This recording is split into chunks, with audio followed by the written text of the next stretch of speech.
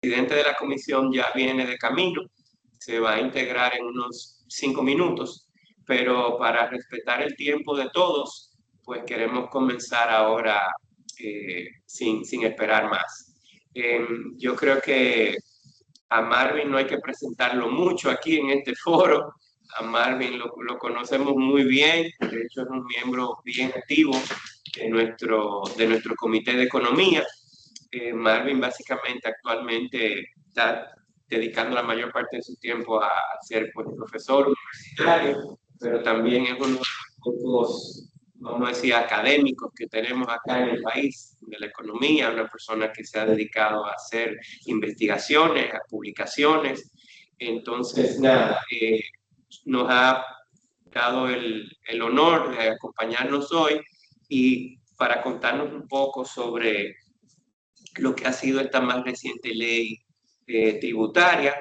Eh, entonces, nada, no le voy a tomar más tiempo, lo voy a dejar más que nada ya con Marvin. Y pues como siempre, al final tendremos un espacio para cualquier pregunta que ustedes pueden tener. Si la quieren ir anotando, pues acá en el chat, pues mejor todavía. Entonces, nada, Marvin, gracias por acompañarnos. Muy bien, muchísimas gracias por la oportunidad y la verdad de hoy es realizar un repaso algo rápido sobre el antes y el después de la ley 3026 o medidas para crecimiento económico, simplificación fiscal y mitigación de la crisis internacional. Vamos a ir viendo lámina por lámina lo que había antes y lo que modificó la ley y cómo va a estar ahora. La idea después es hacer un poco de espacio de preguntas para que tengamos alguna mayor claridad. Sin más preámbulo, entonces,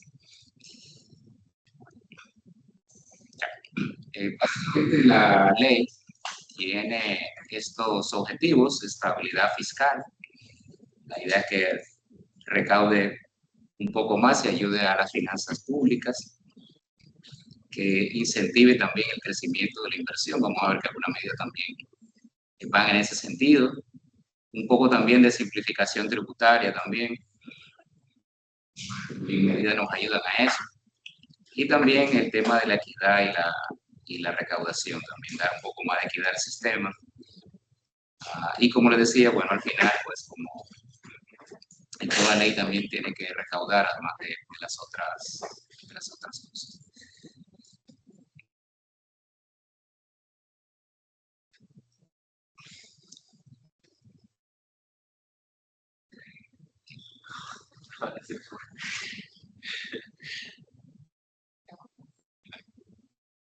Bueno, la primera gran medida es básicamente el aumento del impuesto sobre la renta de las personas jurídicas. Antes era 27%, pero ahora hay una tasa que no es para todas las empresas, sino que solamente para las empresas que facturan, tienen ingresos superiores a los 1.000 millones de pesos. El resto se mantiene en 27%. Esto solamente se incluye para las empresas grandes. Y tenemos una pequeña estadística aquí, una estadística que de todos los obligados a declarar el impuesto sobre la renta de las personas físicas, pues solamente declararían con esta sobretasa de 30% el 0.78% de las empresas. Ese es uno de los primeros cambios en la recaudación. El impacto solamente sería para estas empresas prácticamente las más grandes del país.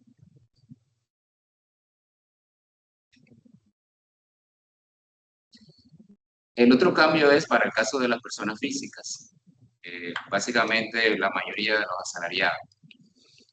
Antes el tramo exento estaba hasta 416.220 pesos anuales.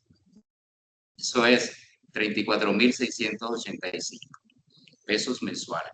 Había estos tramos de 15, 20, 25 y el tope máximo era 25. Ahora la exención aumentó. En vez de ser los 34.685, pues ahora los salarios exentos van a pasar hasta 40.000 pesos mensuales. ¿Okay? Y hay una nueva escala que son de 400.000 pesos mensuales, que se agrega un tramo adicional de 27%. Solo que ganen más de 400.000 pesos, pues van a estar alcanzados con esta tramo adicional. Aquí hicimos algunas estadísticas. Cuando se aumenta el tramo exento,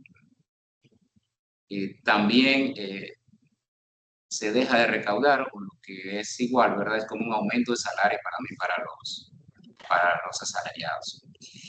Y calculando, pues más o menos se librarían como 8.000 millones de pesos a la economía dominicana. Esta medida lo que hace entonces es reduce la recaudación y libera recursos entonces a la economía.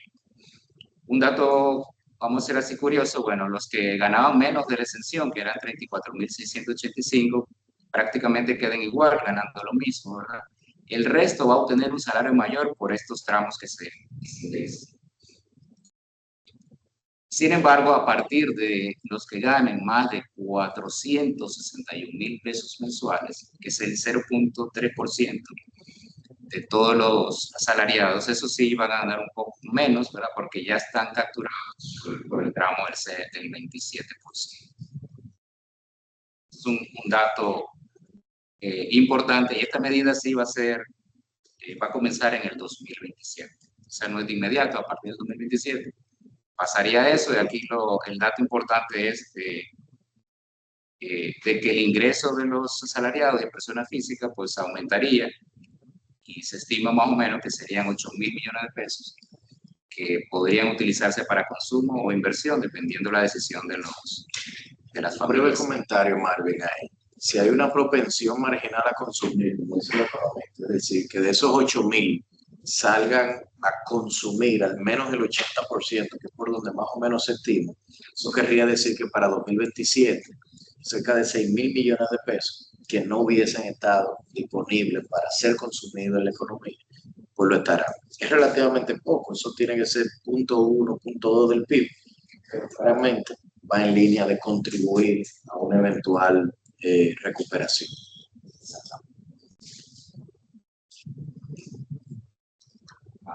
Otra modificación es básicamente para la ganancia de capital por las ventas de inmuebles. Antes la tasa era 27% por ganancia de capital. Un inmueble tú lo vendías en 100 y lo compraste en 80, esos 20 adicionales, bueno, se capital. Ahora la tasa es 10%. Baja la tasa de 27 a 10%, eso sería un pago único y definitivo. Hay exenciones, por supuesto, para la que son la vivienda habitual de las personas y para las personas mayores de 65 años.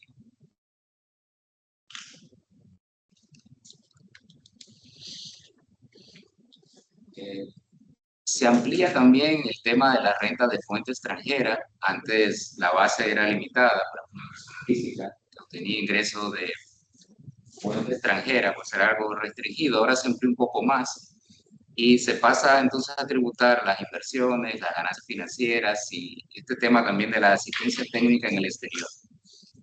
Básicamente, imagínense una persona que está tal vez trabajando remoto aquí. Debería ahora declarar, ¿verdad?, sus ingresos en su declaración de impuestos sobre la renta. Más o menos está enfocado a ese tipo de ingresos, ¿verdad?, como viendo tal vez el futuro, el tema laboral. Otra gran modificación también es una reducción en los pagos al exterior. Si una empresa tiene gastos sobre regalías que realiza, sobre licencias que tiene con software o servicios digitales, almacenamiento en la nube, por ejemplo. Esa es, por ejemplo, imagínense Amazon, ¿verdad? tienen un almacenamiento en la nube, Amazon les cobra a ustedes como empresa. Ese gasto, ¿verdad? Para poder descontarse el impuesto sobre la renta, pues tienen que hacer la retención. Es como que Amazon está ganando ingresos de fuente dominicana. La empresa tiene que retener y decir, bueno, yo gasté en eso y se lo puede deducir el gasto. Ahora, esa tasa antes era 27, ahora es 15%. La idea con esto es facilitar tal vez el reporte de esos ingresos que posiblemente tal vez antes, si lo ponían en una balanza, pues entre pagar el 27 y el gasto tal vez había tal vez algo de no reporte sobre eso. Esa tasa ahora baja a 15%.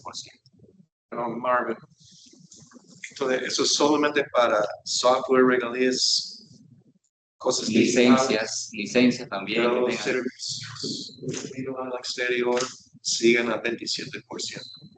Exactamente, exacto. Eso solamente para el tema de servicios digitales. Cuando alguien quiere hacer una misión comercial, está pagando, tengo que pagar. Eso sí, eso sí. O viene un consultor aquí.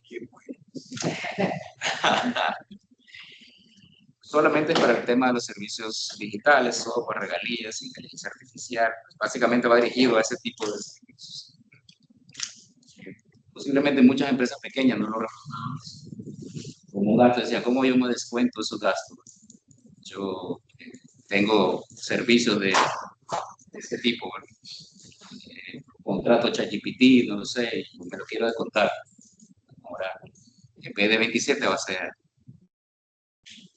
10, 15%.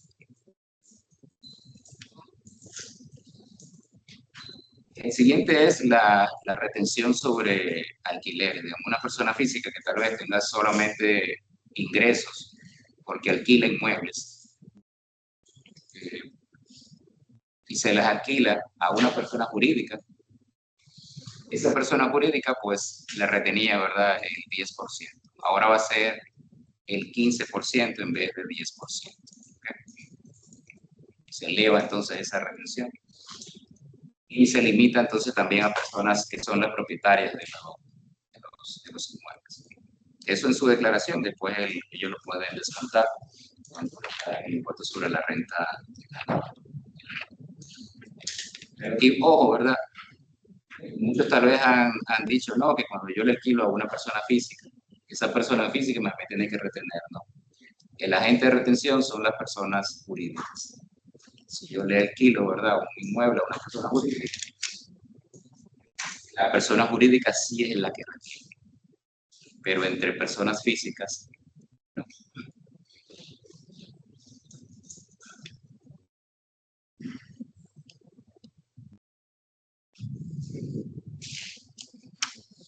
Y también la retención, sobre todos los servicios también que hacen las personas físicas, se eleva también a un 15%. Recuerden que esta es una retención. Luego después, cuando la persona física declare, se puede descontar todos esos adelantos de esas retenciones que se realizó. Pero se eleva, ¿verdad?, de 10 a 15%. Todos los servicios que prestan las personas físicas a las empresas.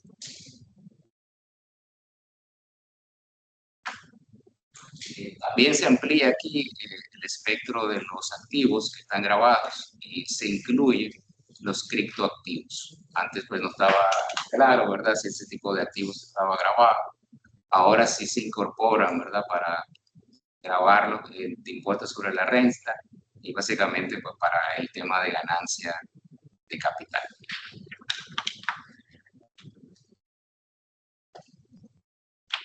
En los anticipos del impuesto sobre la renta, aquí hay modificaciones importantes. Antes las empresas pagaban el anticipo respecto a su ganancia del año anterior o, ¿verdad?, el 1.5% de sus ventas del año anterior.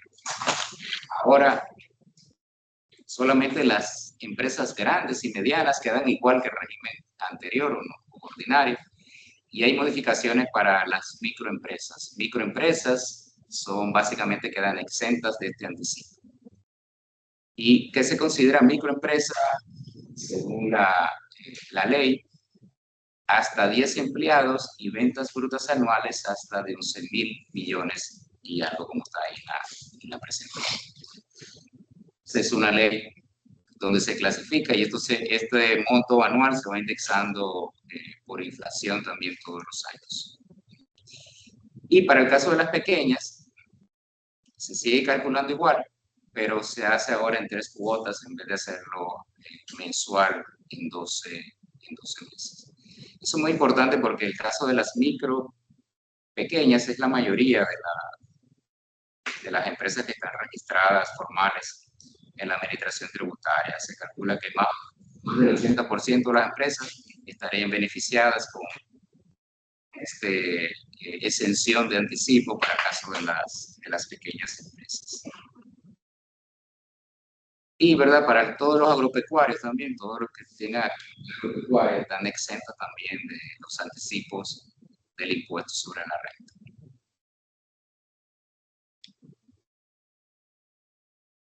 El caso del ITEVIS no se toca la tasa, se queda igual. Así hay ciertos controles que se agregan para aumentar la facultad de la administración tributaria al respecto. Y se agrega algo que se llama percepción en aduanas. La percepción hay que diferenciarla de la retención. La retención es porque la transacción se dio, digamos, yo compré en el supermercado y se realizó la transacción, ¿no? Y el supermercado me retiene el ITEVIS y lo paga en nombre mío. La percepción es de algo que yo voy a ganar en el futuro, como un adelanto. Entonces, por eso en aduanas, si yo importo algo, yo supongo entonces que tú vas a ganar algo con eso en el futuro, vas a tener una venta futura y la ley la calcula que va a ser en un 30% del margen. ¿Okay? Y bajo ese 30% que voy a ganar es bajo ese margen que me calculan entonces una percepción. Eso es muy importante decir, bueno, yo calculo que tú vas a ganar algo en el futuro y yo te percibo sobre eso, un adelanto, tal vez lo más parecido al anticipo del impuesto sobre la renta. Y luego entonces cuando tú declares, ¿verdad? Tú te puedes compensar todo eso en la administración tributaria, en este caso la DGI. Con un ejemplo tal vez sencillo, imagínense, ¿verdad? Que el CIF son 100 pesos. La ley dice que es 30%, que tú te vas a ganar de esos 100 pesos como margen. Y bueno, a eso entonces yo le calculo el 18% a lo que yo voy a lo que la ley presupone que va a ganar en el futuro. Serían 5.4 pesos adicionales que tendría que entonces, aquí todavía la administración tributaria tiene que emitir una norma, ¿verdad? De quiénes son, entonces a quién se va a percibir. La ley la adelanta ya, que son personas, ¿verdad? Que están en la informalidad tributaria, posiblemente no estén inscritos, otra vez estén omisos, una declaración, pero todavía falta ahí la norma que aclare un poco sobre a quiénes se le va a hacer esta percepción.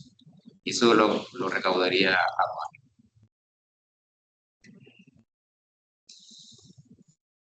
aduana. También no es que son nuevas exenciones que se hacen, sino que se aclara aquí, ¿verdad? Estaba muy claro en la legislación anterior que, bueno, la leche sin concentrar, el agua natural mineral, las pastas, las ambulancias y camiones bomberos están exentos de ITEVIS. Antes estaban por norma, seguramente, ahora está muy claro ya en la ley que estos ya quedan exentos del ITEVIS. Se graban también los cigarrillos electrónicos y vapeadores, antes con impuesto selectivo. Estos sí tienen ITEVIS, pero no tenían selectivo al consumo, igual que los cigarrillos de tabaco. Como los cigarrillos de tabaco que sí tenían, estos no tenían. Bueno, antes no estaban grabados, ahora se agrega un impuesto selectivo del 55% para estos cigarrillos electrónicos y vapeadores. Para el caso de seguro de vida es algo muy importante, tenían un selectivo de 16%, ahora están exentos, va a estar exentos, ¿verdad? Solamente recuerden el seguro de vida. Algunos tal vez pensaban que todo el selectivo el seguro, pero hay seguros a los vehículos, etcétera, ¿verdad? Que no son seguros de vida, que siguen grabados. Solamente se le quita, ¿verdad? A los seguros de vida, el impuesto selectivo al consumo. Juegos de azar, pues básicamente se aumentan todas las tasas y todos los impuestos a los juegos de azar, a los casinos, a las bancas de loterías, las bancas deportivas, las máquinas tragamonedas, todos tuvieron aumentos de tasas en esta ley.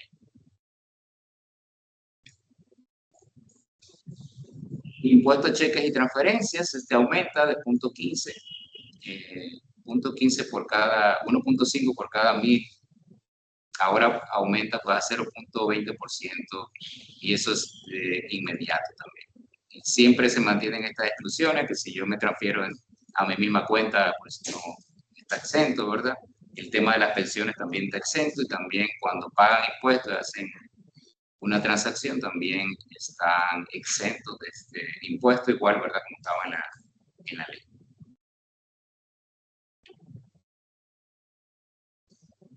Impuestos sobre el activo del sector agropecuario, aquí básicamente se hace ley, antes era una norma interna, ahora pues básicamente esa norma pasa a ser ley.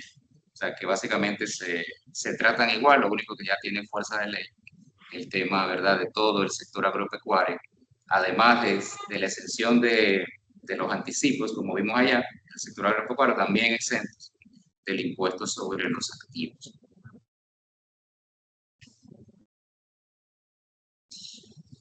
Este otro alivio también, todo lo que es registro y conservación de hipotecas, antes tenía un impuesto de 2%, pues ahora eso se va a ir reduciendo en el tiempo. Y en vez de 2, en el 2027 va a ser 1%, y luego en el 2028, perdón, se van a eliminar este impuesto, pues que estaba en 2%, y pues ahora se elimina todo lo que es impuesto a las hipotecas. Constitución de compañía también, aumento de capital, todo se elimina. Antes era 1% por la constitución de la compañía y también aumento de capital. Ahora, a partir de 2027, este impuesto también queda derogado. Contribución de salida de pasajeros, esto aumenta de $20 a $30. Esto es, básicamente están grabados todos. Toda la salida de pasajeros, no importa si es turista, residente, dominicano, niño, niña, no importa. Todos están grabados, igual también como estaban grabados cuando era $20, ahora también $30. Me imagino aquí, ¿verdad? Bueno, hay un impuesto a la entrada que es solamente para turistas, pero la base imponible es más pequeña. La base imponible de este impuesto es mayor porque son para todos.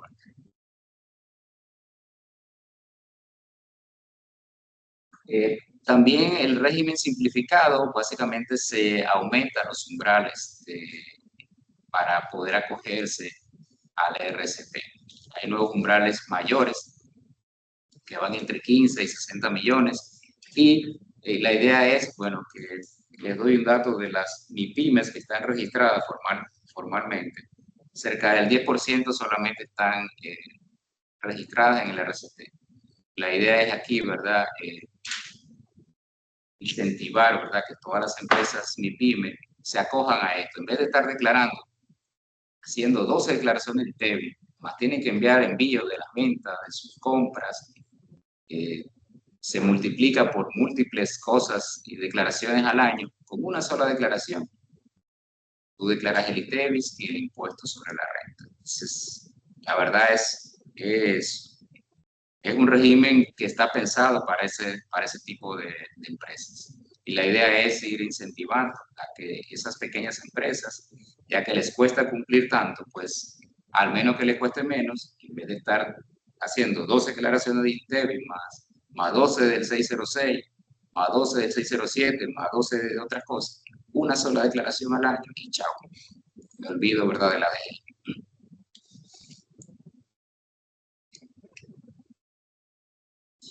Los recargos moratorios también, esto es una modificación sumamente importante, ¿verdad? Antes, 10% el primer mes y luego los siguientes meses te calculan 4% mensual.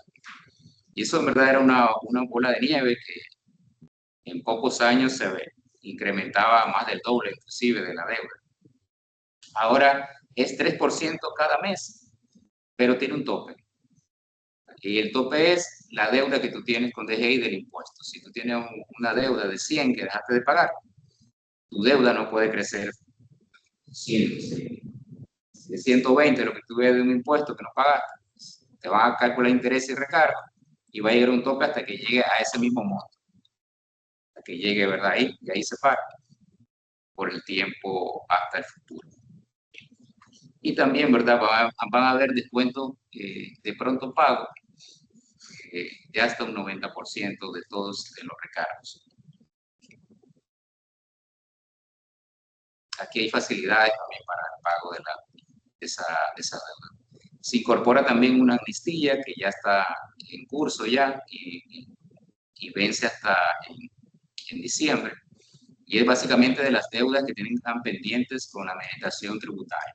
Cualquier deuda que tengan pendiente con la administración tributaria, hay descuentos sobre esa deuda.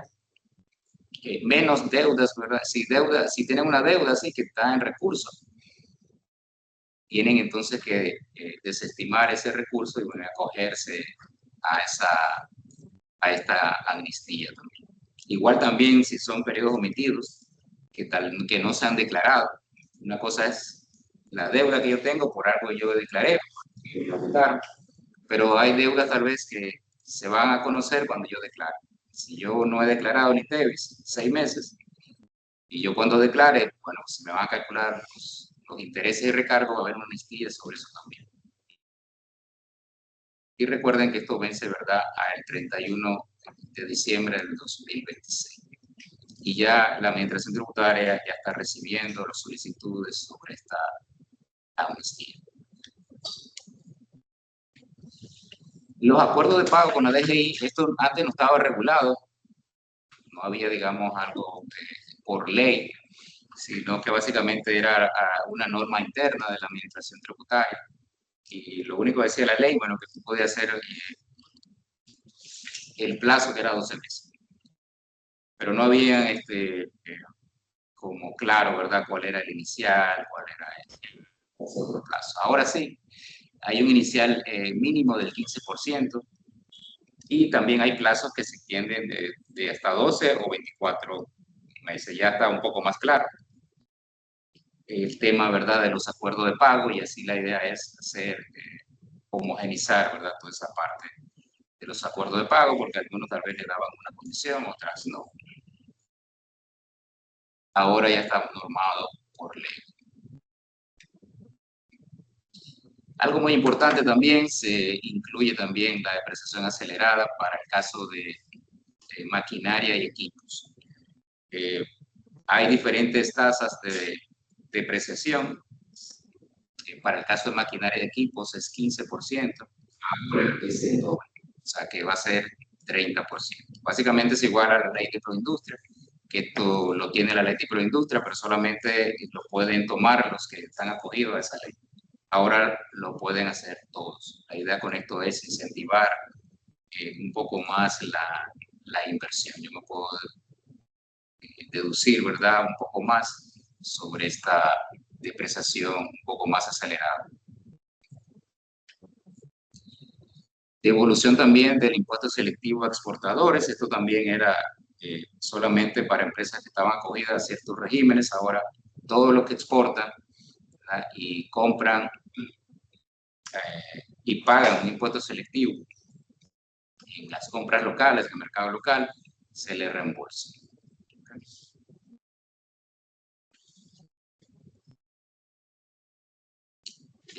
Para el caso de todos los regímenes especiales que existen, leyes, ¿verdad?, especiales de regímenes, zona franca, proindustria, etc. Ahora lo que hace que el Ministerio de Hacienda y Economía puede objetar esas clasificaciones o mediante un informe técnico. Antes se hacía el informe técnico, pero no había, ¿verdad?, por ley tal vez qué se hacía con ese informe técnico. Ahora sí, si está bien sustentado, ¿verdad? Una empresa tal vez que está en un régimen de fiscales y no cumple ciertos criterios, puede salir de. Entonces, básicamente es un informe de costo-beneficio de esas empresas que están acogidas a los beneficios o incentivos tributarios. Deducciones de gastos educativos, o se amplía. Antes era hasta un 10% del ingreso grabado, ahora pasa hasta un 30%, inclusive hasta un 50%, ¿verdad? Si son dependientes por alguna discapacidad, ¿verdad? O un trastorno de neurodesarrollo. O sea, hay aumentos ahí en la devolución cuando realicen su declaración de estos gastos educativos el próximo año, pues van a ver un aumento en la devolución de los impuestos que van a recibir. Devolución también de la alcohol etílico, igual también como pasa con el combustible, para caso de los exportadores también, se le devuelve también este impuesto. Igual, no importa, ¿verdad?, si está en una ley de incentivos. Todos los impuestos que paga sobre eso se le devuelve. Y bien, esto vamos como un resumen. Básicamente hay unos que aumentan el impuesto, como vemos ahí, pero otros que bajan. Para el caso, por ejemplo, de las personas jurídicas mayores de 1.000 millones, eso aumenta 30%. Hay unos que bajan, como ven ahí en el resumen. Hay unos que quedan neutros. Pero la mayoría, si ven, hacemos un conteo rápido, digamos, los rojitos que están ahí son menos de los verdecitos, ¿verdad?, que bajan, o más o menos están equilibrados.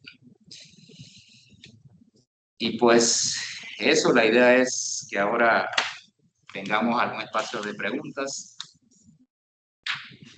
Bueno, primero déjame aprovechar y agradecer a Marvin por una presentación tan detallada de un tema tan oportuno. Antes de darle paso a la pregunta, que sé que deben de haber mucho, yo quisiera hacer un breve comentario o reflexión. Como saben, esta reforma, a mí me gusta llamarle el subsidio que se convirtió en reforma, tiene un pilar importante sobre una gestión de una crisis vigente que en este mismo comité hemos advertido en otros momentos, ¿no? De hecho, hoy el precio del petróleo ya supera los $90 nuevamente. Y algo que no se mencionó, pero bueno que recordemos, el propio presidente dijo, vamos a mantener el precio de los combustibles congelados mientras el precio del petróleo global no supere los $90. ¿Por qué quiero que conectemos lo que acaba de presentar Marvin con el entorno internacional? Porque esta reforma no reduce el déficit fiscal y no reduce la deuda pública, porque no está diseñada para eso. Es, en estricto sentido, una reforma neutral a nivel de ingresos. Es decir, se van a recaudar, o se anticipan recaudar cerca de 40.000 millones de pesos, que básicamente es una redistribución de las empresas de mayor tamaño y los individuos de alto valor patrimonial hacia un fondo común de gasto para financiar un subsidio que implica un congelamiento de precios de hasta $90 el barril WTI. En ese sentido, la discusión sobre un rediseño de la arquitectura fiscal dominicana permanece vigente. Es algo que seguramente se va a volver a tocar ante un nuevo cambio de gobierno. Estos temas van a continuar. Pero sí creo que vale la pena reconocer, y es algo que el ministro Magín Díaz en su reciente presentación, me parece que fue hasta tímido al decirlo, pero post pandemia han habido un sinnúmero de intentos a nivel regional de introducir reformas y la gran mayoría han sido fracasos. República Dominicana lo intentó y no pudo. Este es el tercer intento, pero esta vez lo logró sin mayores conflictos, sin cacerolazos, y generó un precedente interesante.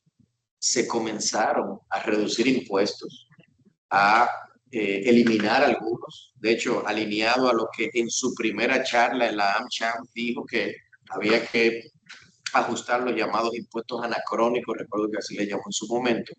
Y creo que es un pie de amigo, si se quiere, hacia el sector privado, porque cuando volvamos a tener estas discusiones fiscales hacia el futuro, pues entonces ya hay un precedente de que las autoridades están dispuestas a revisar estos elementos que desde ya se reconocen como brechas importantes en el sistema y están dispuestos a ajustar. Entonces, habiendo dicho eso, que vuelvo y resumo, es una reforma que contribuye a mantener una política de subsidio, pero esa política de subsidio, ojo, tiene un límite fiscal.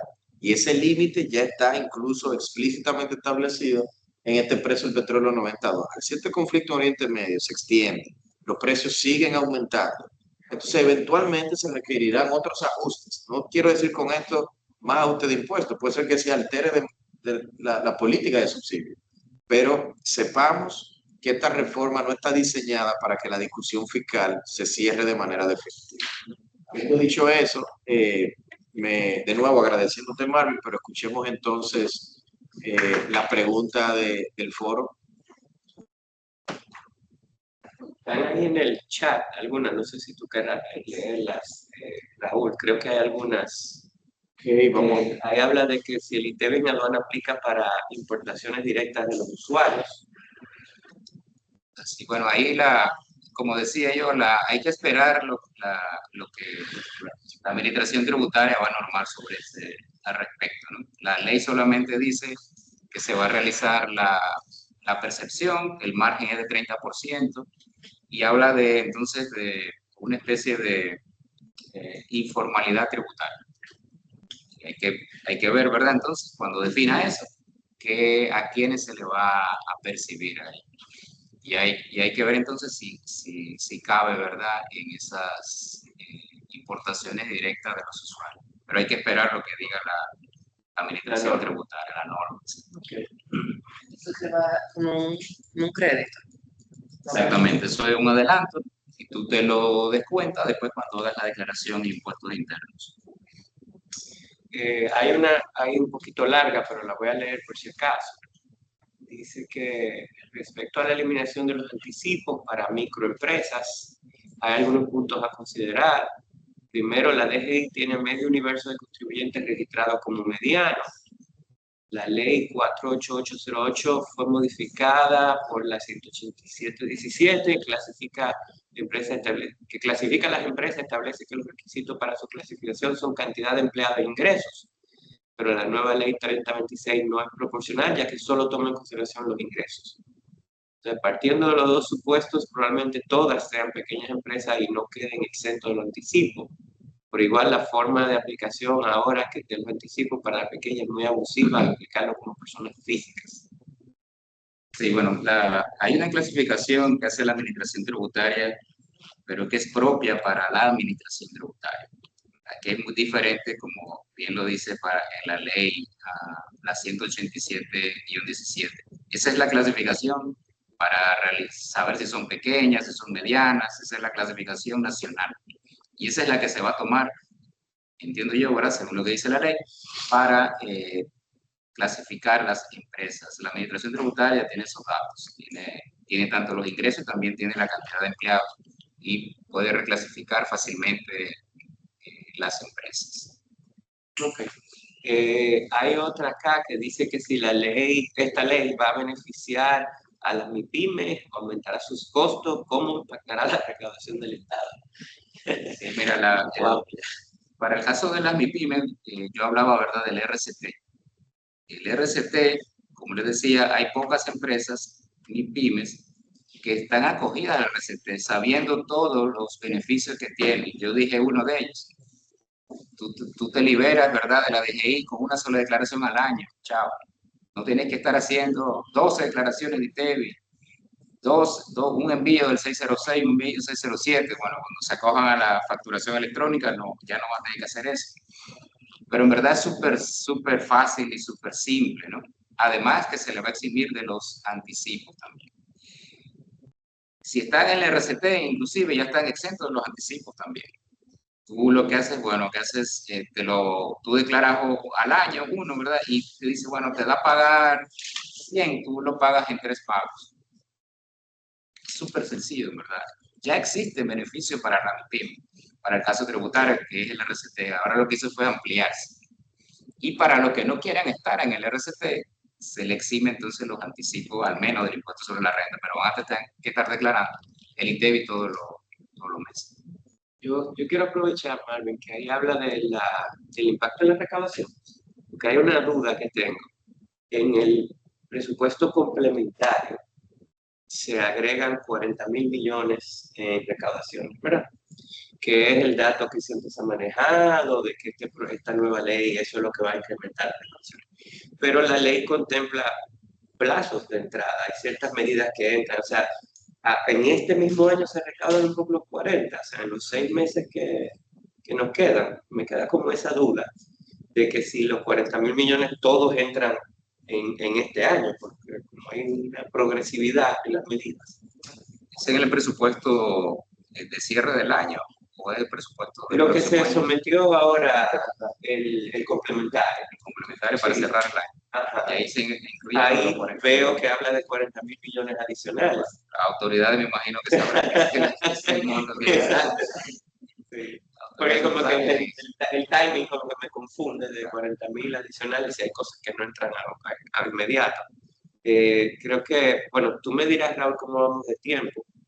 Entiendo Creo que todavía tenemos, a las 11, sí, ¿verdad? tenemos unos minutitos adicionales. Entonces, Están solicitando proyectar la última diapositiva.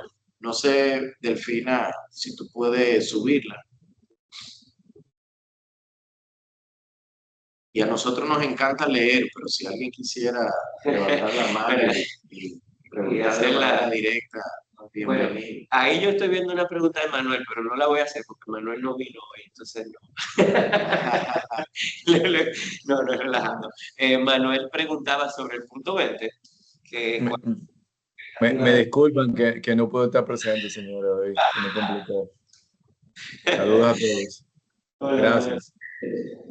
sobre el punto 20, cuál es la recaudación esperada por ese concepto y que cómo se compara con algunos otros países, como Colombia, si se visualiza de total. Colombia .40. Oíste, Manuel. Sí. Mira, si tú haces una letra simple, vamos a decir así, sería más o menos 6.000 millones al año. Marginal, la adicional. El adicional, exacto. La recaudación adicional. Creo que alguien levantó la mano y se animó a preguntar. Exacto. Hola, Glenis, te escuchamos. Hola, buenos días. Yo tengo varias dudas. No sé si las puedo hacer todas. Respecto, por ejemplo, de lo que se estaba hablando inicialmente sobre el tema del anticipo, como decía la otra persona, hay empresas que aunque cumplen con los requisitos que ya usted nos indicó, no están así en oficina virtual, están como medianas o algunas incluso no tienen una clasificación. ¿Qué pasaría en esos casos? ¿Habría que hacer algún procedimiento para que se actualice? O cómo podríamos estar seguros de que esas pequeñas y micro van a recibir el beneficio? Sí, mira, hay una clasificación que yo decía que la hace la Administración Tributaria, pero es una clasificación interna para ello, ¿verdad? Para manejar cómo clasifican las empresas, que es muy diferente a lo que está en la ley, donde se clasifican de verdad las empresas como pyme, como pequeña, mediana, grande. La que va es esa, la que está en la ley de MIPYME. Posiblemente tal vez en la oficina virtual salga uno, pero esa es la clasificación que la Administración Tributaria le da para Ok, sus internos.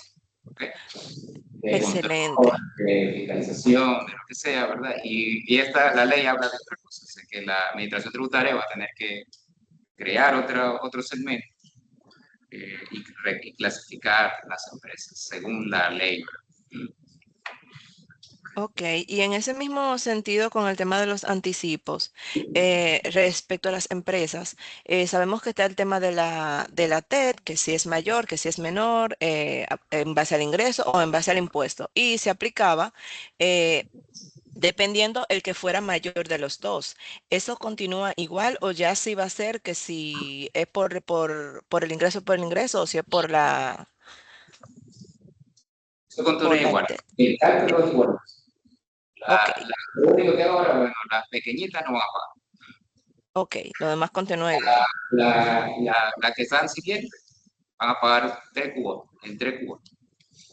Ok, Y el resto van a seguir con el cuenta, pero el modo de cálculo sigue intacto.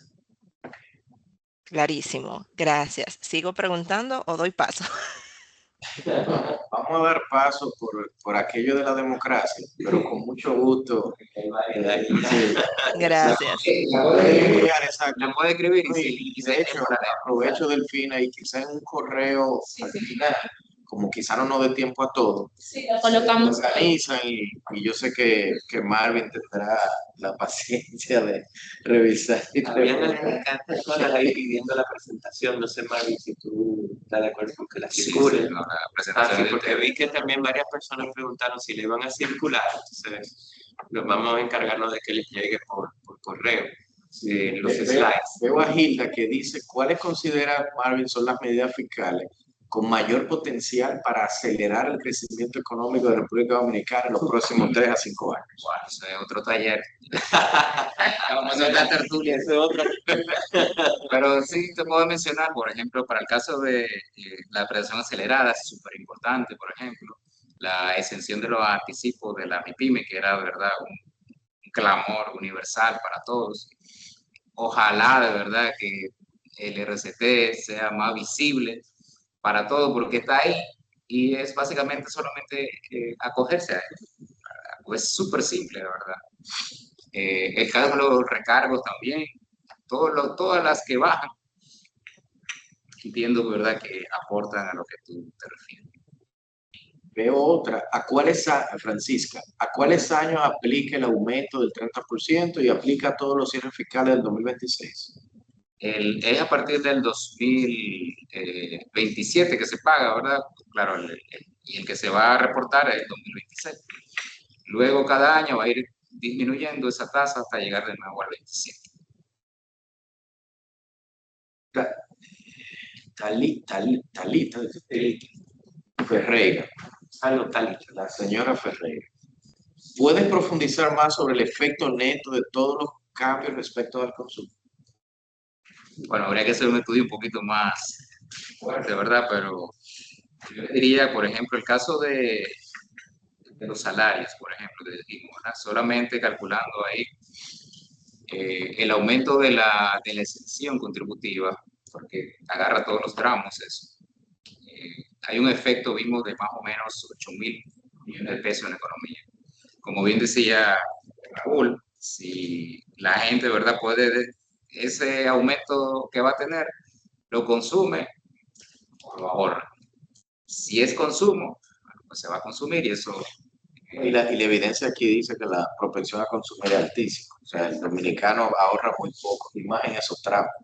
O sea, que pensar en un escenario de al menos 6.000 millones de esos 8.000 es bastante razonable y van directo a la economía en el 2027. Uno lo puede reinterpretar, es como si la masa salarial aumentara en ese punto. Y eso al final se distribuye entre esos segmentos como consumo. Exactamente. ¿Qué podría tal vez retrasar un poco eso? Bueno, del punto 15 al punto 20, que más o menos vimos que era como, si hacemos una regla de 3, ¿verdad?, de colegio, son 6.000 millones. Pero tú tienes 8 menos 6, bueno, te quedan 2. El efecto ahí, por lo menos de esas dos medidas que son directamente al consumo, te queda positivo. Muy bien. Bueno, yo creo que podemos, no sé si hay alguien más, vamos a dar un cierre a esta sesión, maravillosa sesión, y de nuevo Marvin, muy agradecido en nombre del comité que haya traído tanta luz, un tema oportuno, sobre todo relevante, recordarle a todos los que están presentes y quizás los que no están, pero que eventualmente sabrán de todo esto, que nosotros estamos en un monitoreo permanente de este entorno y que en la medida en que hayan hitos adicionales que desde el comité se entiendan, ameriten, requieran una convocatoria para que lo analicemos y demás, para beneficio de los asociados, miembros, etcétera, pues por supuesto aquí estaremos. no me voy a despedir sin que Don Bill, si quiere dirigirse a toda esta audiencia, pueda decir alguna breve palabra. Simplemente gracias a Marvin. Usted es un economista y no solamente economista, pero autor prolífico. Muchas publicaciones y gracias por compartir con nosotros. Muy útil. Y timely. A la orden. Thank you. Bueno, pues hasta la próxima. Bye.